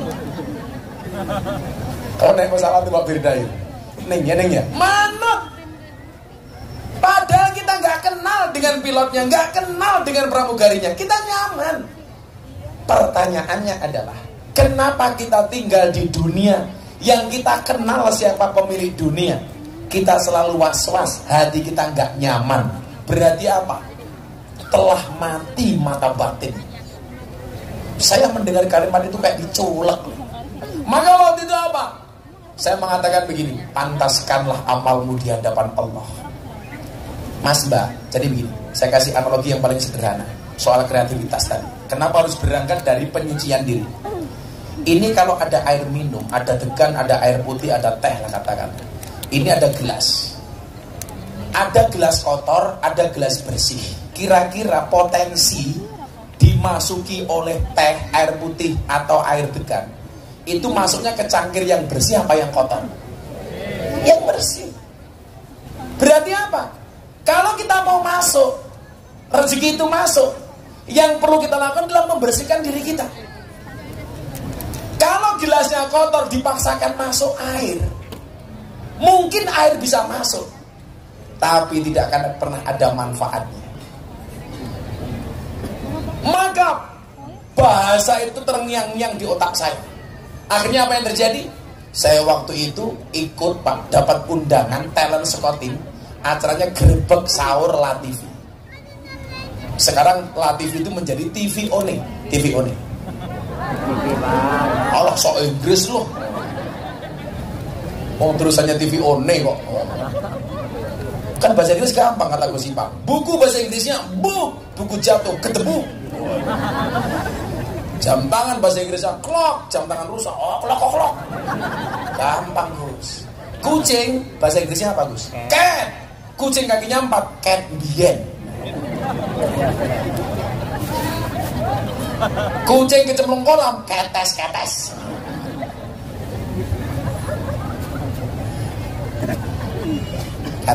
Pak. Kadang-kadang tetap hebat bahasa Jawa Pak sama bahasa Inggris. Kamu bandingkan bahasa Jawa dengan bahasa Arab. Oh Jawa. Makan tuh bahasa Arabnya berapa Pak? Apa Pak? Cuman 1 kan? Akala yakulu kun. Coba kalau bahasa Jawa 10 ada Pak. Dahar. Ucang kemurung-murung bahadok. Sabar bro. Bosok cangkeme bahadok. Dahar. Tadi mangan, madang, maem, nguntal, badok, gaglak, nyekek, nukul, nyosor. Siapa itu? Pak Kiai Tangerang. Baru apa? Dahar. Siapa itu? Agus Ismail Marzuki. Baru apa? Badok. Kayak saya kalau haji itu masih Pak. Mesti saya pakai belangkon tuh. Kalau berangkat sama orang Arab pasti ditanya. Hei, tahan. Saya dipanggil. Mahada. Ini apa? Saya mikir belangkon bahasa Arab ya apa? Akhirnya saya jawab, hada blangkon. Emang apa? Kolang suah ya, bukan kalau kolang suatun dia. Kayak punya Aceh namanya kolang suatun. Ini kolang suah. Tapi di ini bukan kolang suah. Hada blangkon. Dia tanya lagi, mau gua belangkon? Belangkon itu apa? Mumet das. Tak jawab, ina uroksi wadai endas. Akhirnya belangkon saya diminta Pak dicium-cium. Yo mabuk goblok. Aku aja gak pernah cium. Akhirnya ditanya ini masih Pak. Nah ini tanya lagi, sing bendol ini. Wa ma hada? Ini apa? Saya jawab, hada mondolan. Ini kan namanya mondolan kalau orang Jawa. Kalau kamu belum tahu apa bedanya Blangkon Jogja sama Blangkon Solo, itu di sini. Kalau Blangkon Solo ini kerepes Pak. Kalau Blangkon Jogja ini ada pentolnya di sini. Lah kenapa orang Jogja ngasih pentolan kok di belakang? Alasannya adalah karena penyesalan itu tempatnya di belakang. Karena kalau di depan namanya pendaftaran. Masuk. Kayak saya ditanya, kenapa cobaan itu banyak Gus? Iya, kalau cobaan itu pasti banyak. Kalau sedikit namanya cobain. Kayak kemarin ketemu Ning Sodelia di Jawa Timur, Ning Veda. Saya ditanya, kenapa sih rumah tangga itu masalahnya banyak? Iya, karena kalau sederhana namanya rumah makan.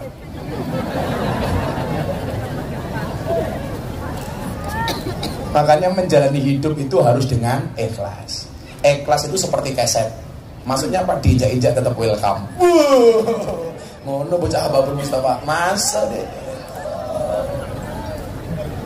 Melebu.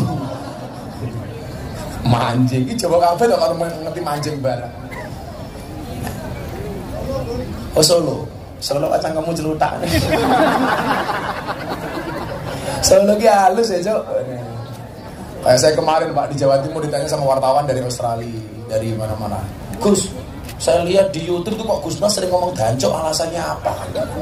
Saya jawab, iya, dengan sangat terpaksa saya harus banyak mengucapkan kalimat dancok. Alasannya apa? Untuk mempertahankan kearifan lokal.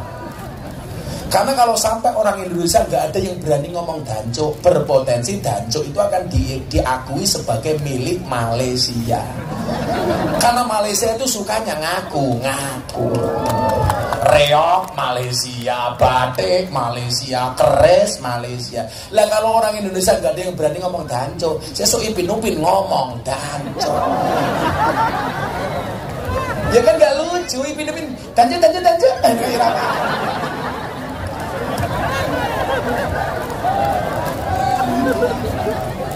Makanya saya mengorbankan mulut saya itu demi mempertahankan kearifan lokal. Paling sok ngebuk kalau malaikat canggung tiga, ndelalang gelundung malaikatnya bengok, toh ganjel toh.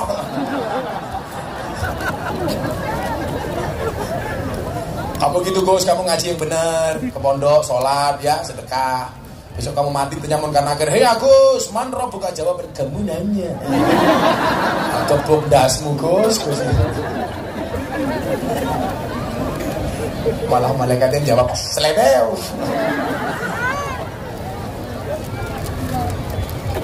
Maka kalau hati kita ini bersih Bapak Ibu, rezeki akan mendekat. Yakin, amin. Gak usah iri dengan rezeki orang lain. Kita tuh sering iri kok. Tetangganya beli mobil, ikut-ikutan naik mobil ambulan.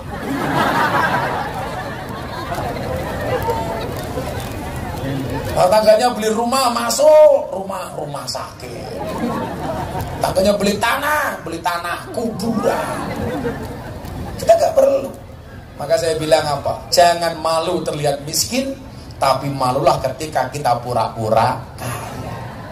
Lebih baik tangannya kotor tapi hasilnya bersih daripada tangannya bersih hasilnya kotor. Daripada tangannya bersih keluar dari Jaksa Agung diborgol. Korupsi 8 triliun atas kasus tower BTS. Kamu tahu BTS itu kepanjangannya apa? Bancaan Tower Show gitu.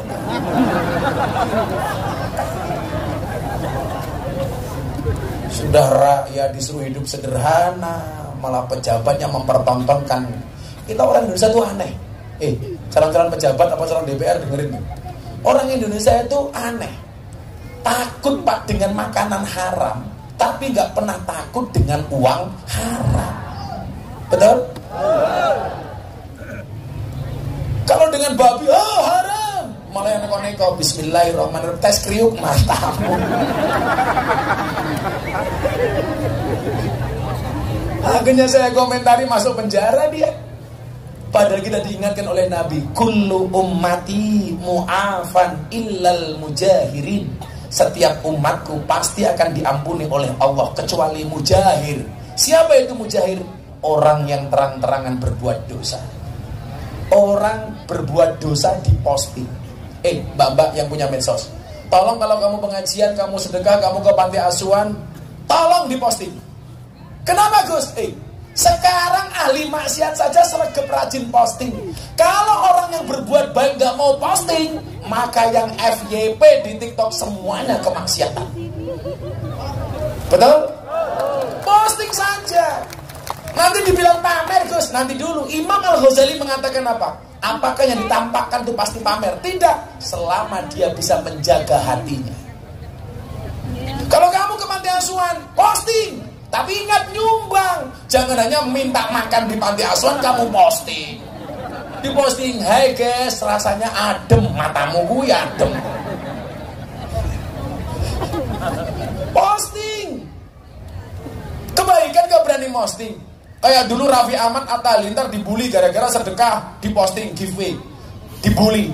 Emangnya gak boleh? Boleh. Sedekah itu boleh billaili wan nahar. Boleh malam hari maupun siang hari, sirra wa alaniyah, tersembunyi maupun terang-terangan. Boleh. Siapa bilang gak boleh?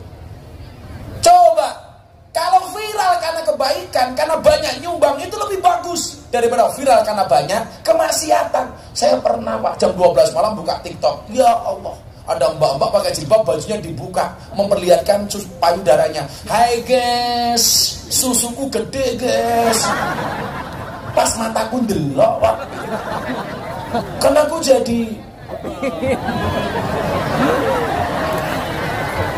siapa yang bilang jadi mau? Jadi ingin banteng HP dan gitu.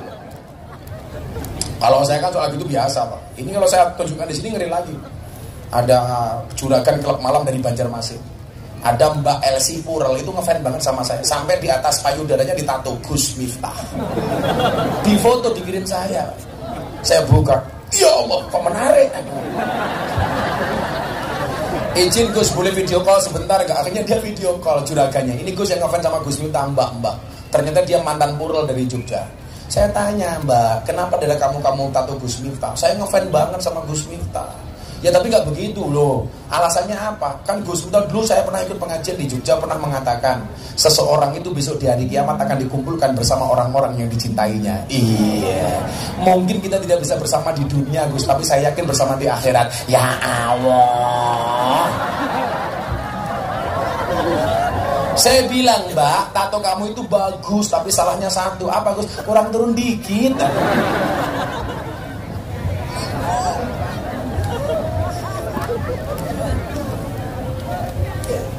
Orang maksiat saja diposting kok, kenapa kita berbuat baik gak diposting? Yang gak boleh itu apa? Pejabat, pamer, kekayaan.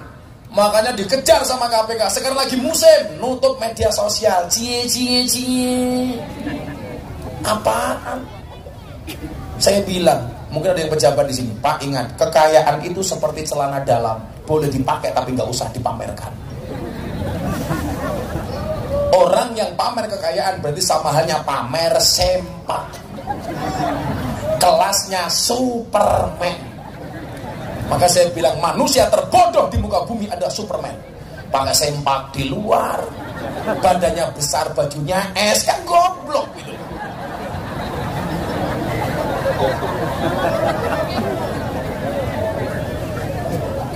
Bapak tahu Pak, kenapa Superman itu kalau terbang tangannya cuma satu di depan begini? Yang satu megangnya sempak Pak. Takut melorot Pak.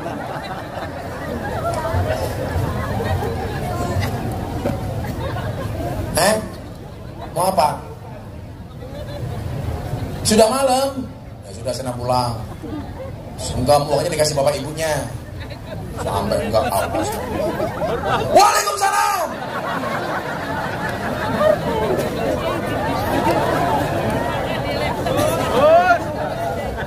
Satu. Sejak aku ketemu Ayu Ting Ting tak kasih tahu. Dok, ada penggemarmu dari Tangerang. Namanya Agus Ting Ting.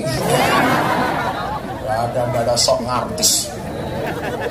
Saben malam Jumat ali kubur mulih nang omah kanggo njaluk donga wajan Quran najan sak kalimat. Lamun ora dikirimi banjur bali brebes mili bali nang kuburan mangku tangan tetangisan salli wa sallim daiman ala Muhammad salli wa sallim daiman ala Muhammad wal ali wal ashab liman tadawada wal ali wal ashab liman tadawada. Semua tangan di atas bareng-bareng. Salli wa sallim daiman ala Muhammad salli wa sallim daiman ala Muhammad wal ali wal ashab liman tadawada wal ali wal ashab liman tadawada. Kebaca temenan ger ana turunku kowe ora wirang padha mangan tinggalanku. Lamun aku bisa bali ning alam donya bakal tarik kasih donyaku sing semua diangkat. Salli wa sallim daiman ala Muhammad salli wa sallim daiman ala Muhammad wal ali wal ashab liman tadawada wal ali wal ashab liman tadawada. Dijawab yang kencang.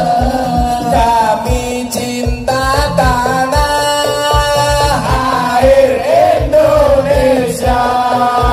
Kami bangga jadi bangsa Indonesia. NKRI akan selalu kami jaga demi kejayaan bangsa Indonesia. Salli wa sallim daiman ala Muhammad salli wa sallim daiman ala Muhammad wal ali wal ashab liman tadawada wal ali wal ashab liman tadawada. Sallu ala Nabi Muhammad. Bapak Ibu ada adik mas-mas, kalau kita menjadi pribadi yang kreatif dan percaya diri, NU ke depan saya yakin akan menjadi organisasi yang luar biasa. Coba kita lihat undang-undangnya. Wal ismu minhu mu'rabun wa mabni. Isim itu kan ada dua, ada mu'rab ada mabni. Mu'rab itu dinamis, mabni itu statis. Maka kalau NU ke depan ingin menjadi besar, jadilah orang-orang yang dinamis Mbak Fataya, bukan statis. Jadilah apa? Imam bukan makmum. Jadilah trendsetter, bukan hanya follower. Bagaimana caranya? Menjadi pribadi yang optimis. Apa bedanya orang optimis dengan pesimis? Orang optimis melihat peluang dalam masalah, sementara orang pesimis melihat masalah dalam peluang. Ini yang dibutuhkan untuk NU masa depan. Maka saya meyakini ini adalah wajah-wajah optimis. Dan ini adalah masa depan bangsa Indonesia. Amin Allahumma. Sudah jam 1:30.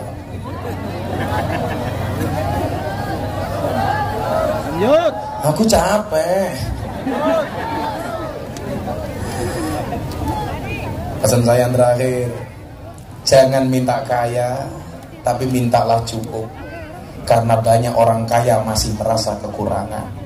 Dan jangan minta senang, tapi mintalah tenang. Sebab hati yang tenang akan membuat kita bahagia. Semoga semua makhluk di muka bumi berbahagia. Amin Allahumma. Hasbi Rabbi Jalla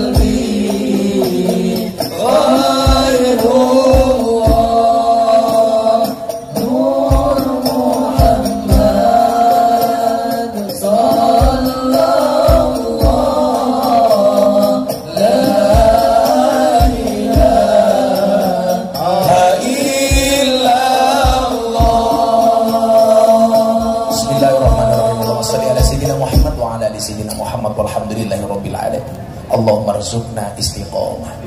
Allahumma rzuqna bi ziyadatil ilmi wal rizqi wal ibadah. Allahumma rzuqna ziyaratal Makkah wal Madinah. Allahumma rzuqna dzurriyyatan thayyibah. Allahumma rzuqna ahlan sakinatan mawaddatan warahmah. Allahumma rzuqna bi alfi alfi quwwah. Allahumma rzuqna bi alfi alfi barakah. Allahumma rzuqna bi alfi alfi karamah.